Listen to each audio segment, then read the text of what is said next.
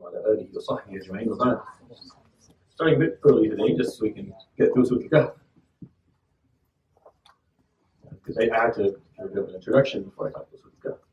Why is it that we read it every week? Every single week. No pauses at all, no vacation from it. Every single week, you are encouraged on Friday specifically to recite Surat Al-Kahf. Whenever the Prophet ﷺ gives you a surah to read on a daily, weekly, monthly, annual basis, when he attaches it to a certain phenomenon or attaches it to a certain occasion, then you have to take a moment and wonder, why is he doing that? And there must be something within the surah that makes it worthy of us continuously reading it day after day. So I'm not going to tell you, I'm going to go through the surah first, and then you'll make the connection on your own once we're done talking about the purpose of Surat Al-Kahf. Surat Al-Kahf is a Mekki surah. Everything we've talked about so far since Yunus has been Mekki. So Yunus, Hud, Yusuf, Al-Ra'd, that cluster of surahs are all Mekki surahs. And then we talked about Ibrahim, Al-Hijr, Al-Nahl, also all Mekki surahs. And then the new cluster is Isra. Now we're not going to go into detail of what it talks about because we're not going to finish it before the end of Ramadan. I mean, the cluster won't end. So there's no point of me discussing with you the purpose of the group. But I will talk about at least the meanings of each surah. So we talked about Isra and today Al-Kahf, and these are also Mekki surahs. And Al-Kahf is one of the most, it's right in the middle of the Qur'an. So we've covered the middle of the Qur'an so far. Of course, it's easy to do that for the first half because only 18 surahs. And there's 114 of the Qur'an, so we still have a long way to go to actually finish the Qur'an. But we're in half of the Qur'an as far as the number of words go. What does it really talk about? Surat Al-Kahf, after Surat Al-Isra told you that you are now carrying, the beacon has been handed over to you, you're carrying it, it's your responsibility from now on. And the Qur'an is the book you're going to use to carry that responsibility and do the job. That way it prepared us for that. We are now ready. So Surat Al-Kahf is going to be the logical next step. The logical next step being that with the Qur'an and with this responsibility, we are asked and required to build a civilization or a community that is prosperous and productive. And Surah Al-Kahf gives us the four elements of building such a civilization or a productive community. Surah Al-Kahf gives you the four basic needs. You need four things in order to succeed as a community and actually build something worthy of speaking of. Four things, and Surah Al-Kahf goes through all four. You have four stories basically in the surah that aren't repeated anywhere else in the Qur'an, correct? There are four surahs in Surah Al-Kahf that are unique to Surah Al-Kahf. It's called Al-Kahf based on the story of Al-Kahf. You find that nowhere else. Ashab al-Jannatain or Sahiba al-Jannatain, the two men and the two orchards, nowhere else. Musa and Al-Khadr, nowhere else.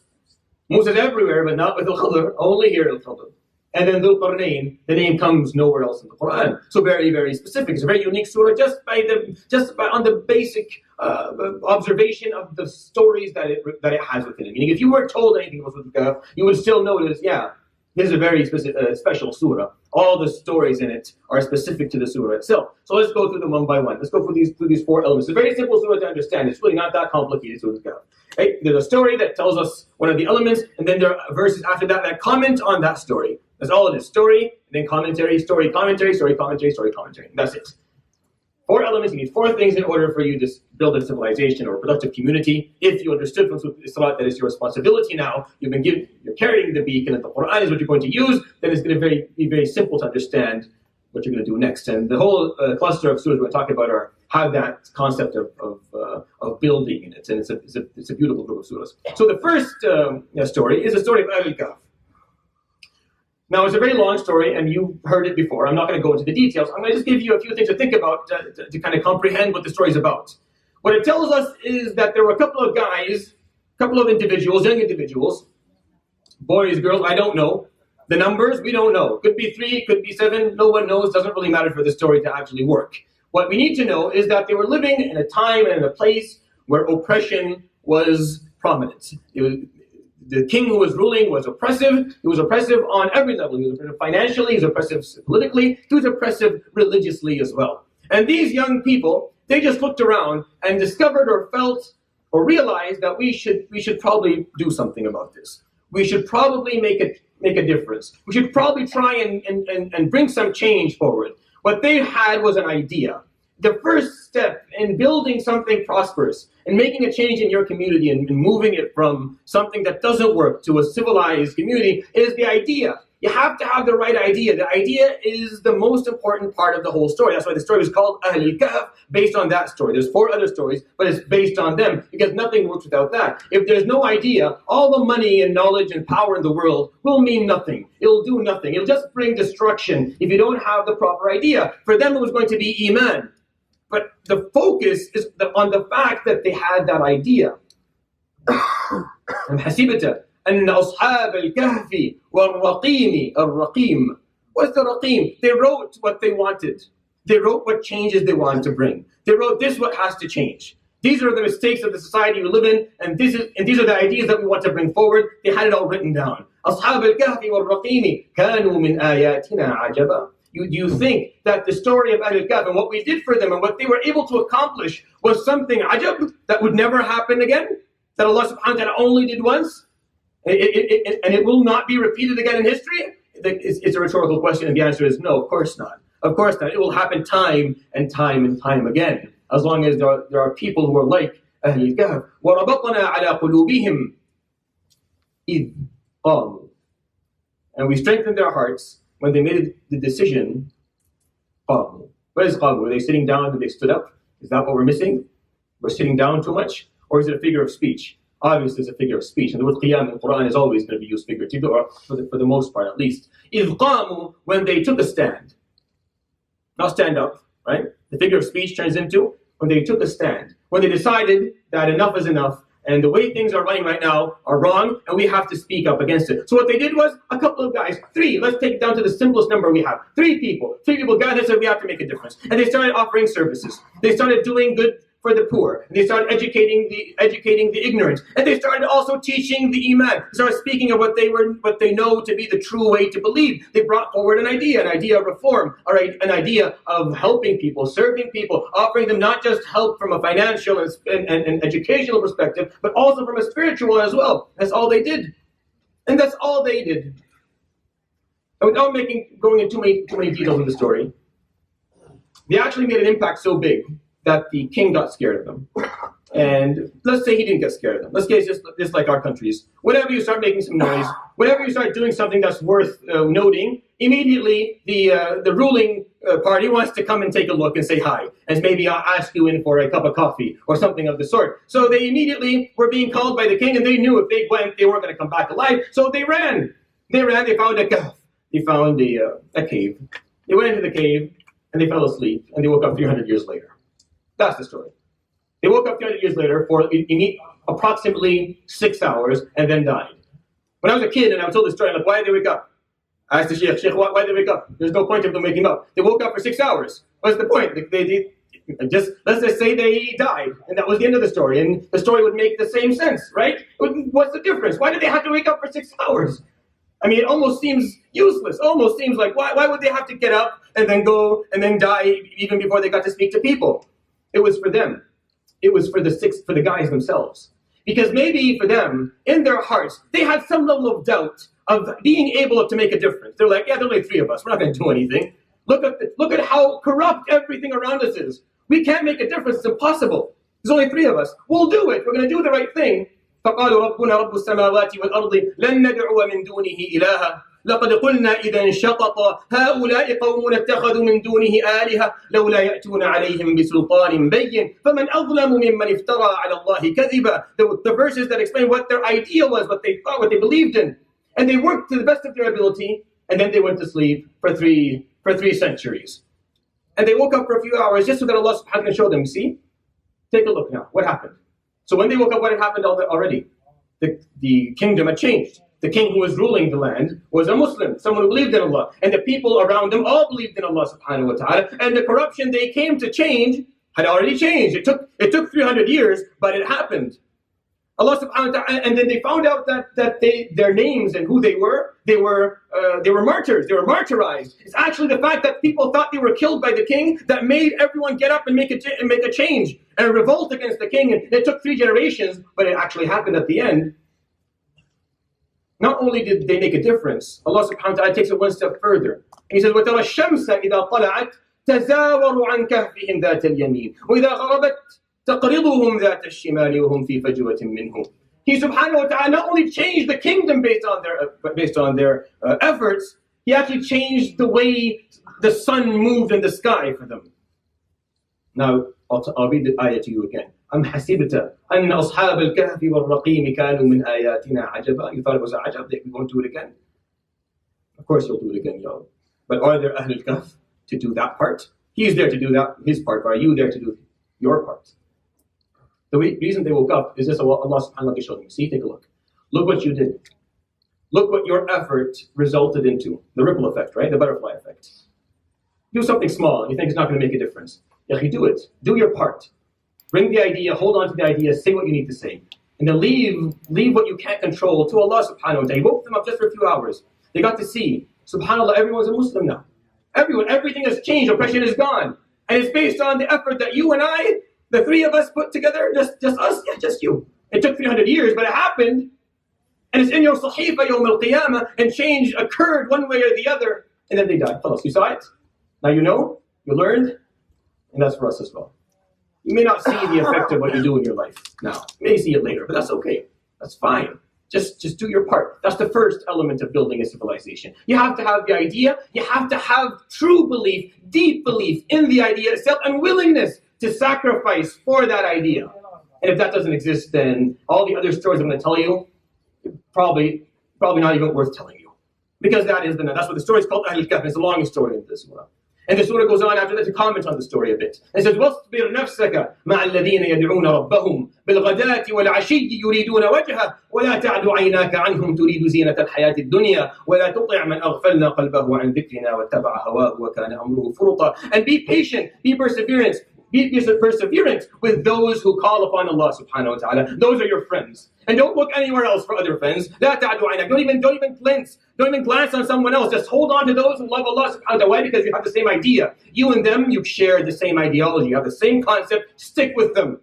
And don't follow the footsteps who are completely of those who are oblivion to our word and follow their desires. وَقُلِ الْحَقُّ مِنْ رَبِّكُمْ. And always say what is truth. Always say what is righteous from Allah subhanahu wa ta'ala. Say it. فَمَنْ شَاءَ فَلْيُؤْمِنْ وَمَنْ شَاءَ فَلْيُكْفُرْ. And people, some of them will accept and some of them won't. It was never your job to begin with to force people to believe. It was your job to do your part.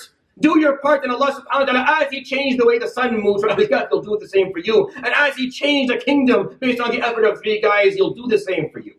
Or do you not believe? أَمْ حَسِبْتَ أَنَّ أَصْحَابَ الْكَهْفِ وَالرَّقِيمِ كَانُوا مِنْ آيَاتِنَا عَجَبًا. Do you believe it or not? It's really up to you. If you believe that He'll do it again, then He already told you, I'll do it again.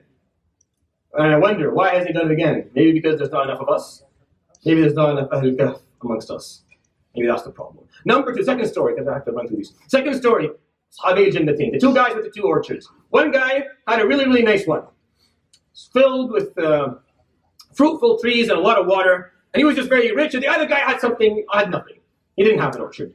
Now, what makes sense to you is two men, two orchards. How would you distribute it? 10 times out of 10, one orchard for person number one, and another orchard for person number two. Alhamdulillah, sallallahu barak, and go home. But that's not how it works. One guy has two, another guy has none. And then they start talking. The guy who has money starts to misuse the wealth he was given. See, the second element of building a society, you need money. You need wealth. You need wealth. Without money, it doesn't work. It doesn't work. Money is always going to be needed. People are going to have to put their cash down. They have to put their money. And this man, he was given the money because he didn't use it properly. He started saying, أَنَا أَكْثَرُ مِنْكَ مَالًا وَأَعَزُّ نَفَرًا. You seem to be giving me a lot of advice and talking to me, and you seem to be valuing your opinion in comparison to my opinion. However, I have more money than you. I have a bigger family than you. It seems to me that I am much more successful than you. So I don't think you should give me advice anymore.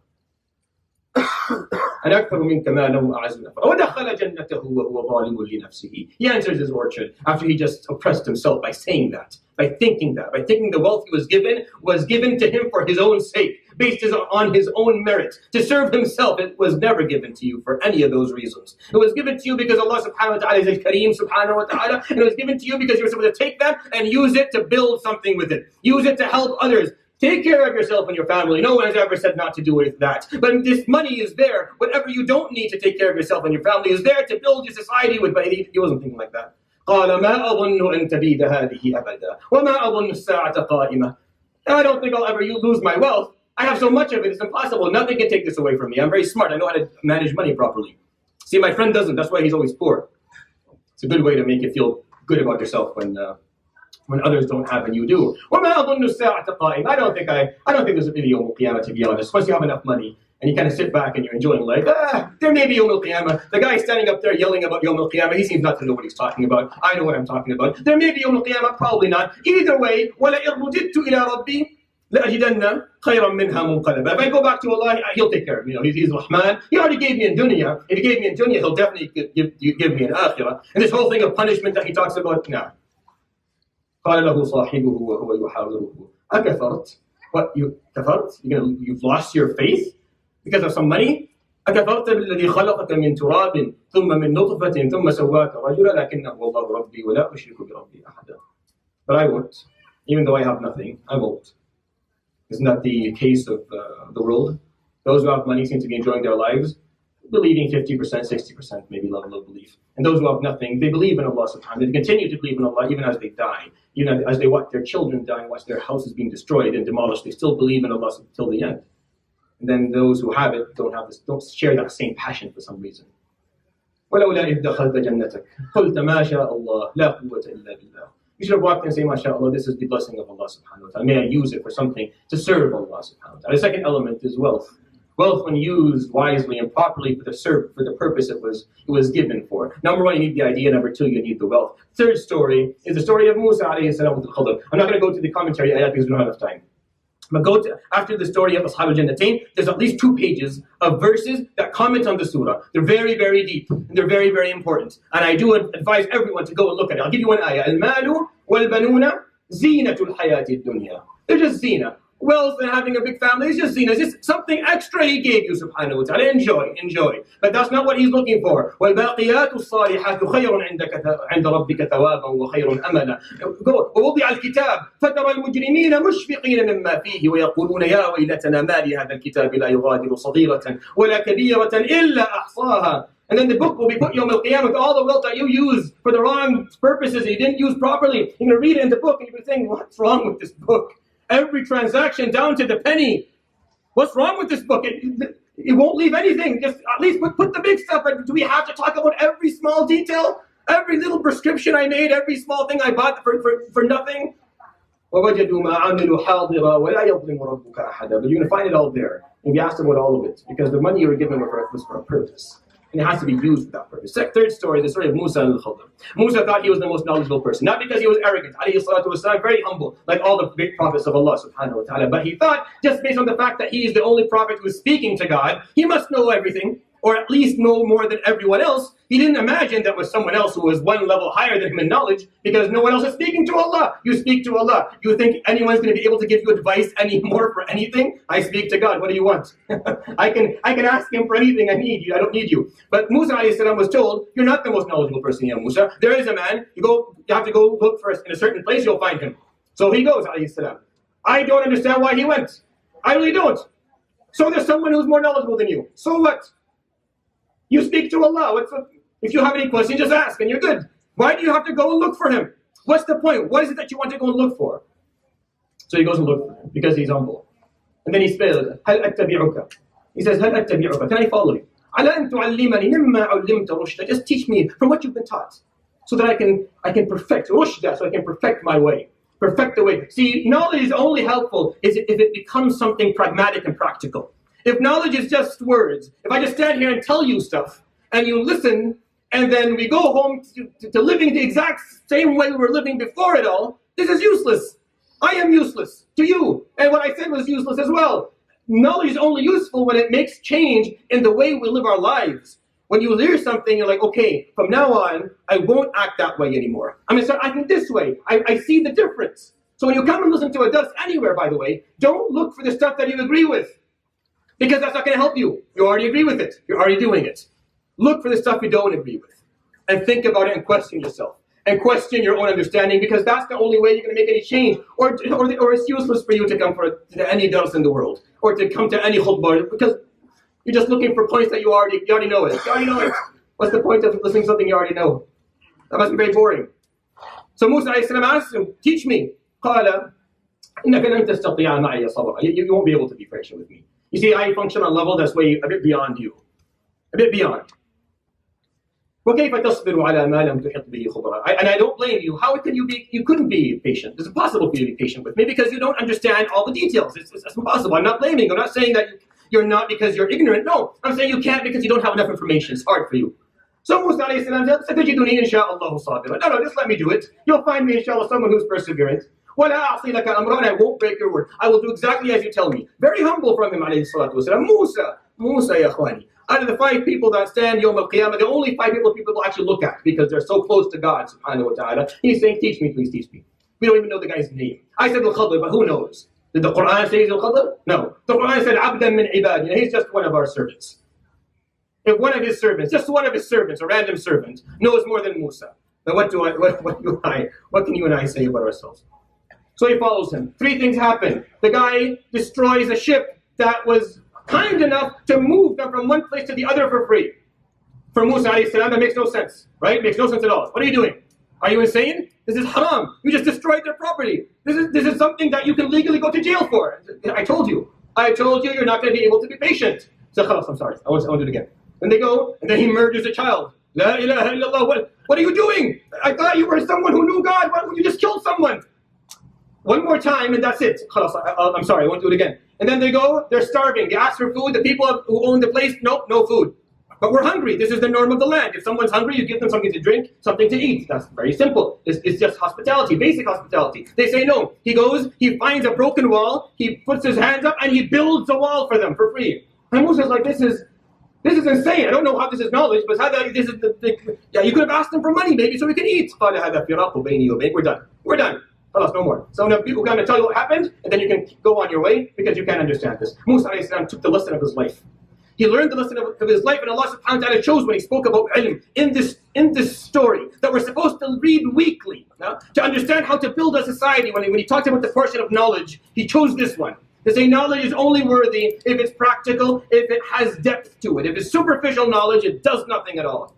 You see, Musa, when I destroyed their ship, it was for their own good. The king was taking all the good ships, and he's going to find a ship not working too well, full of water. They'll leave it alone. They'll fix it up, they'll patch it up, and they'll keep on making their money. He's an oppressive king. So Musa's like, oh, I didn't know that. Yes, I know you didn't know that. That's why I told you to be patient. As for the kid, Allah subhanahu wa ta'ala had given him a certain life, and that was the end of his life.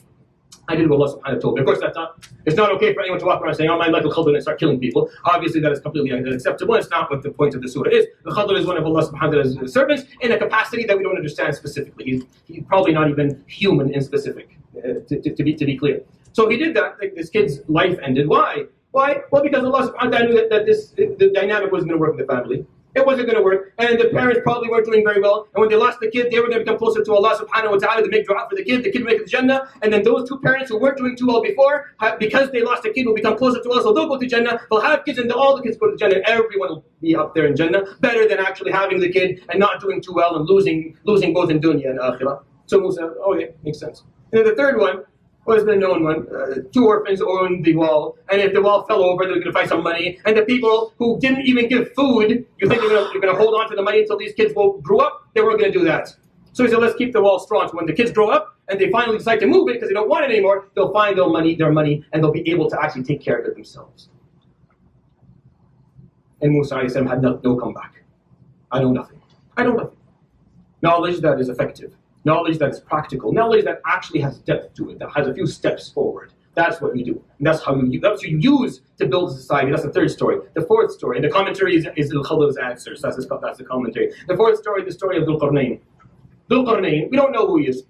I'm not going to go into the details of the historic differences, the historical differences of who he is. It's not important. In the Qur'an, he's a man of great power. He's a man who had an army and had a kingdom. He's a man who owned everything. He basically had knowledge, he had power, he had everything. Having power, Allah subhanahu wa ta'ala shows us how you're supposed to use your power in 3 different situations. He goes to the first group. This group is a bunch of people who are living in chaos. حتى إذا بلغ مطلع الشمس أو مغرب الشمس وجدها تغرب في عين حمئة ووجد عندها قوما قلنا يا ذا القرنين إما أن تعذب وإما أن تتخذ فيهم حسنا قال أما من ظلم فسوف نعذبه ثم يرد إلى ربه فيعذبه عذابا نكرا وأما من آمن وعمل صالحا فله جزاء الحسنى. There are people living, they have no law, there are no rules. They're just living in a state of chaos. So what's going to happen? What's going to happen is the Qur'an is going to come by, he's not going to oppress them, he's not going to take their land, he's going to establish for them a law. So that way we have law and we can have a system. He goes to the next group of people who are very poor. مطلع الشمس وجد قوما لا حتى إذا بلغ مطلع الشمس وجد من دونها قوما لا يكادون لم نجعل لهم من دونها سترا, meaning they're so poor they just sleep under the sun, they don't have homes, they're very poor people. So what did he do? He built homes for them. He made sure that when he walked away they had sustenance. He goes to the third group of people who are being oppressed by Ya'juj and Ma'juj, so he builds something for them to protect them. The three stories tell us one thing, that when you have power you're supposed to use it for khayr. You're supposed to look, what do people need? These people here need nizam, we offer them a system. These people need money, we offer them the money that we have. These people need protection, we offer them protection. You don't use power to oppress others. You don't use power so that you can dominate everyone. That's not the point, and that's not what Dhul-Qarnayn did. And that's not what Dhul-Qarnayn did in the story of the Qur'an of Surat Al-Kahf. Four elements in Surat Al-Kahf to tell us how to build a society, how to build a civilization. You need the idea. The story of Al-Kahf talks about that. That's the most important point. We lack today the clarity of our ideas because we have the money. Second one, we have the money. Money is there. And there are people who are very, very generous and willing to put their money if they just find something worth putting money in. And we have the knowledge. We have a lot of people with a lot of different levels and degrees of knowledge in every single scientific domain in the world. We have the knowledge. And we have the power. The numbers are huge. And we have a voice. What we lack is the idea. And Surah Al-Kahf you're supposed to read every single Friday. Why? So that you remind yourself every single Friday, what is it that you're supposed to be doing with all the stuff that you have. You're supposed to remind yourself, I'm supposed to be someone who has a clear idea, who uses my money wisely, who has knowledge that is useful, and uses his power the way Allah subhanahu wa ta'ala wants. And that's why at the end, قُلْ هَلْ نُنَبِّئُكُمْ بِالْأَخْسَرِينَ أَعْمَالًا. How would I tell you about the people who are the biggest losers يوم القيامة, the biggest losers? الَّذِينَ ضَلَّ سَعْيُهُمْ فِي الْحَيَاةِ الدُّنْيَا وَهُمْ يَحْسَبُونَ أَنَّهُمْ يُحْسِنُونَ صُنْعًا. And they think they're doing well. They think they're doing well with their lives, but they're not. Yawm al-Qiyamah, they come and they're surprised. We didn't make it? No. But I thought we were doing so well. No, you weren't. You weren't doing well. Unfortunately, none of the parts of Surah Al-Kahf were clear to you and you weren't doing well. You didn't use your money properly, you didn't have the proper knowledge, and you didn't use your power the way it was, and you didn't have a clear idea, so no, it didn't work. But at the end of it, إِنَّ الَّذِينَ آمَنُوا وَعَمِلُوا الصَّالِحَاتِ كَانَتْ لَهُمْ جَنَّاتُ الْفِرْدَوْسِ. Firdaus comes in the Quran twice. This is one of them. جَنَّاتُ الْفِرْدَوْسِ نُزُلَا خَالِدِينَ فِيهَا. And at the end of it, the ayat are beautiful, beautiful. That make you feel so, you want that. You recite them a lot, right? Well, because if you're able to get all those ones, if you're able to get all 4 points in line and use them properly, then that is what you will find, inshallah, yawm al-qiyamah. You will find Jannat al-Firdawsi nuzula. And that's why we read Surah Al-Kahf every single week. And this is what we're supposed to learn from it every week. It's like the Prophet ﷺ, you're going to forget. Throughout the week, too much work. Let's reorient you again. Reorient yourself. Read. Remember what you're trying to build. Remember the elements you need. Remember how to use them so that you can continue to build the civilization that Allah subhanahu wa ta'ala wants you to build, that has all the khayr that we look for in it. I hope that was helpful. Before I wrap up and we